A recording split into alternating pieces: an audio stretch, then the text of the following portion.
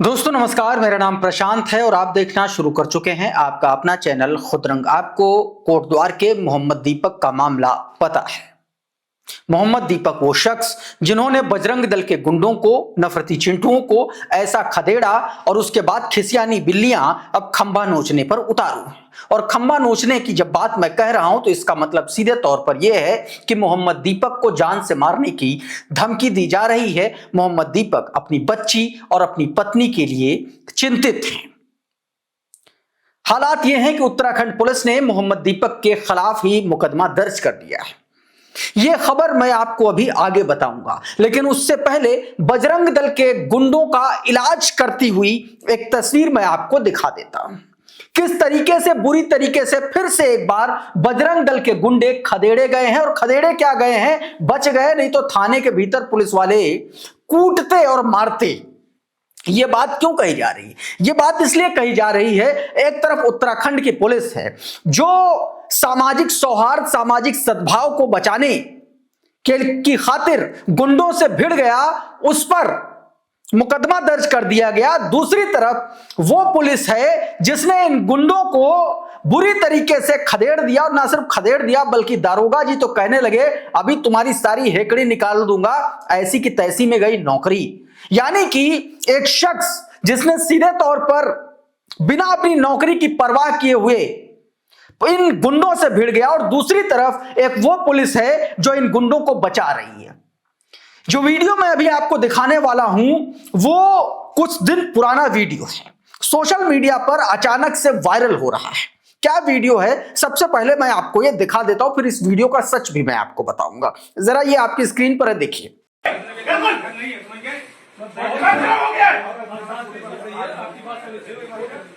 ऐसी नौकरी की ऐसी करता हूं मैं, दिमाग खराब हो गया तुम लोगों का।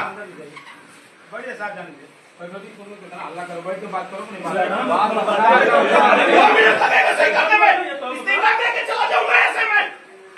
कार्यकर्ता का मोबाइल क्यों छीना गया? चला जाऊंगा मैं, नहीं बता सकता क्यों छीना गया। हम पूछ रहे हैं कार्यकर्ता का मोबाइल क्यों छीना गया?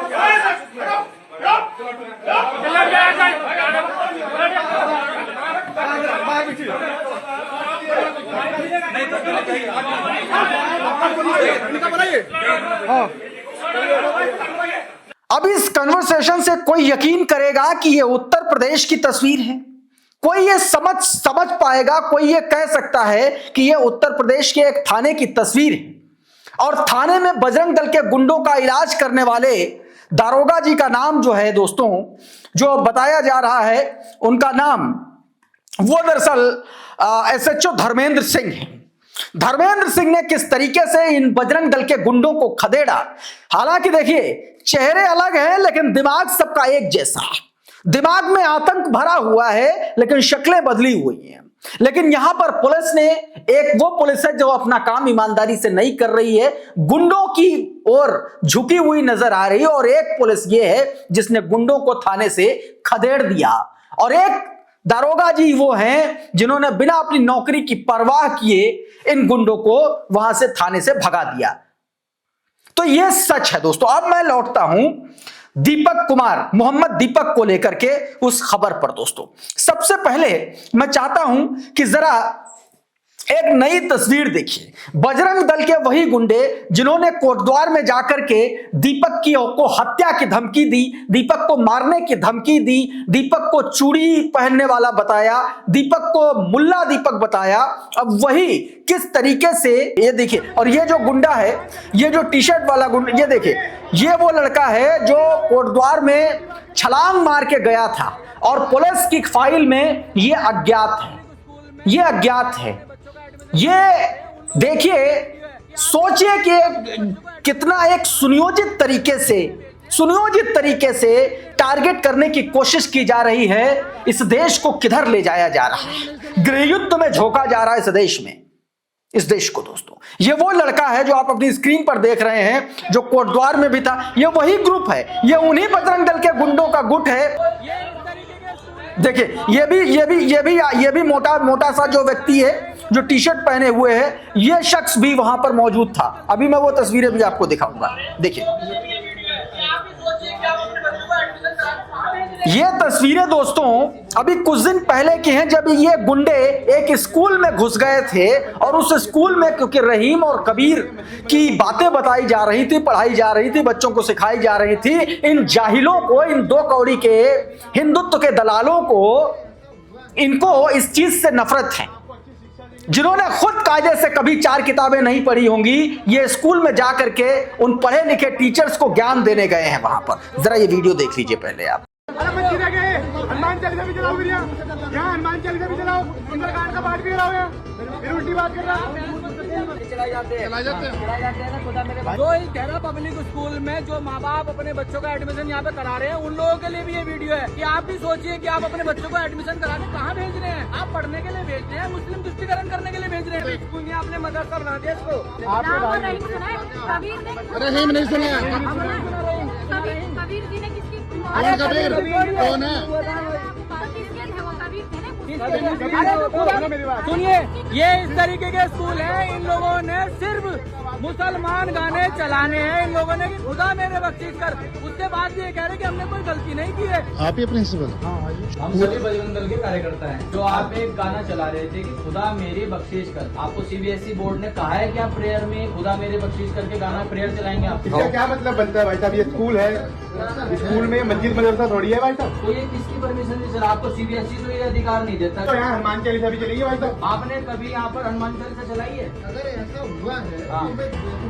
यहाँ आपको अच्छी शिक्षा देनी चाहिए, आपको अच्छे पढ़ाई लिखाई करानी चाहिए। हमने वीडियो देखी तभी तो हम आए यहाँ पे। यहाँ पे बच्चे पढ़ रहे हैं, देखो इस चीज का सम्मान रखते हैं हम। दो भेज सकते भाई साहब। जो माँ बाप आपके पास अपने बच्चों को भेज रहे हैं ना, कि इस्लामिक की पढ़ाई करने के लिए नहीं भेज रहे, ये शिक्षा की पढ़ाई करने के लिए भेज रहे हैं। और ना ही सीबीएसई बोर्ड ने आपको ये अधिकार दिया है कि यहाँ पर आप खुदा मेरे बख्शीश करके गाने चलाओ। आप हनुमान चालीसा चलाइए, आप गायत्री मंत्र चलाइए, हमें कोई आपत्ति नहीं है। आप जनगण मन चलाइए, देश के प्रति भावना जितनी भी हो आप चलाइए। नहीं, सब होता है उसकी वीडियो नहीं आई है, आपने इस्लामीकरण की वीडियो चला रखी है। मोहम्मद जुबैर लिख रहे हैं कि the same group of Bajrang Dal goons recently entered in the Dehra school in Dehradun and protested against the inclusion of songs सभी का है तू सभी तेरे, खुदा मेरे तू बख्शीश कर, तेरी है जमीन तेरा आसमान। ये गाना था, ये प्रार्थना थी, ये प्रेयर थी। और इन चिंटुओं को, इन गधों को, इन गुंडों को इससे भी समस्या है, इससे भी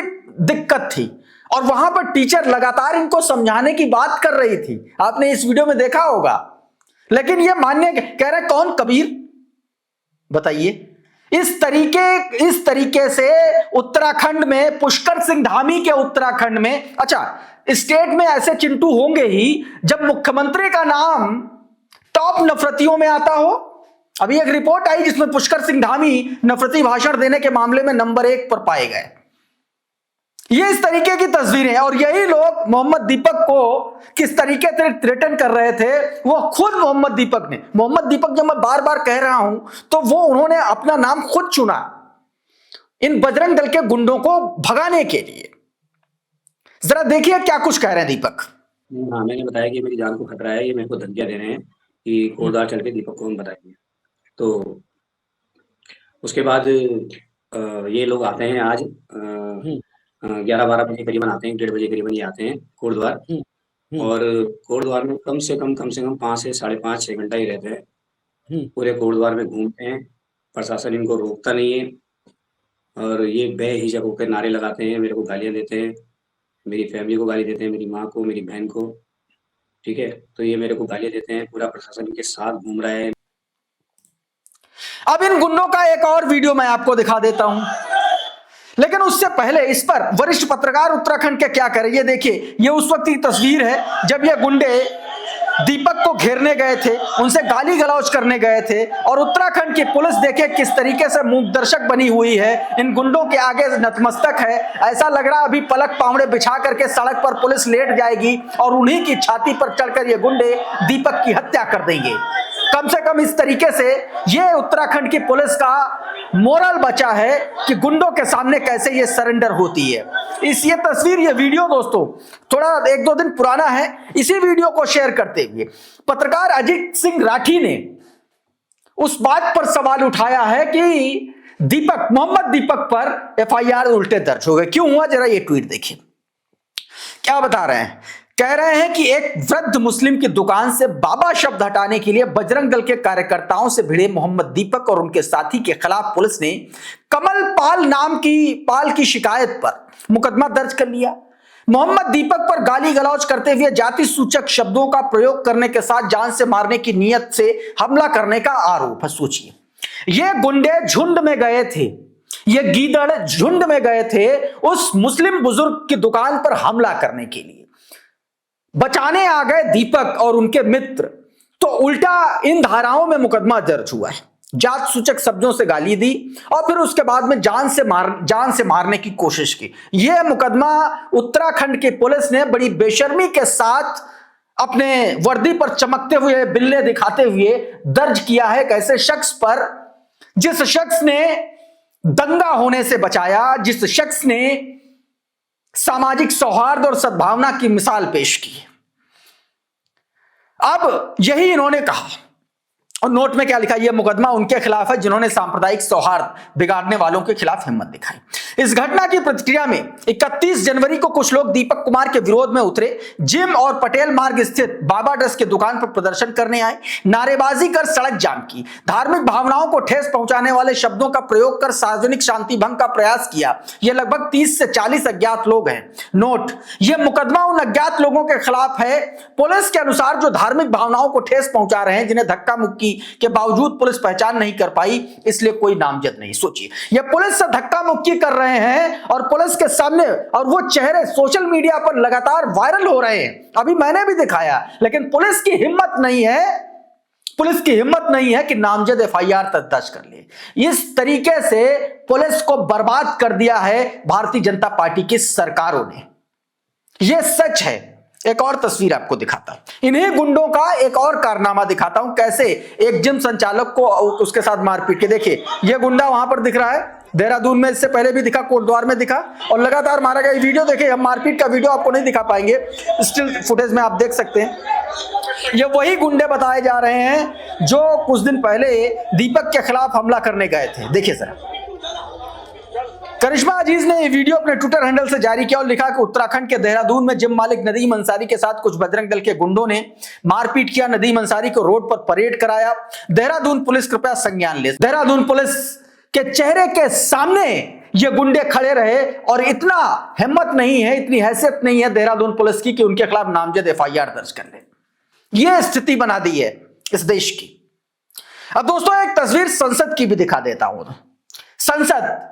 संसद सत्र के दौरान नरेंद्र मोदी और अमित शाह के खिलाफ वो कारनामा बीते दिन हुआ जो आज तक पिछले 12 सालों में कभी नहीं हुआ। सामने नरेंद्र मोदी और अमित शाह बैठे थे और टीएमसी के सांसद कल्याण बनर्जी ने हाय हाय के नारे और चोर हाय के नारे लगा दिए सदन के भीतर। ये वीडियो देखिए।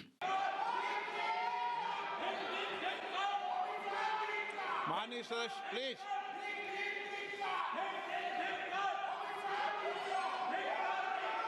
ओके, नो नो, कल्याण जी, कल्याण जी, कल्याण जी, कल्याण जी, राहुल गांधी जी। प्रियंका भारती लिख रही है कि कल्याण बनर्जी लोकसभा में मोदी शाह के सामने सीना तान कर नारे लगा रहे हैं। सीईडी सीबीआई आईटी का रेड का डर दिखाया कि अब इनका डर ही खत्म हो गया, तानाशाही का अंत नजदीक है। और सही बात है, इस तरीके से यह घटनाएं लगातार सामने आ रही हैं और उसका सीधे तौर पर प्रत्यक्ष आप इन तस्वीरों में देख सकते हैं।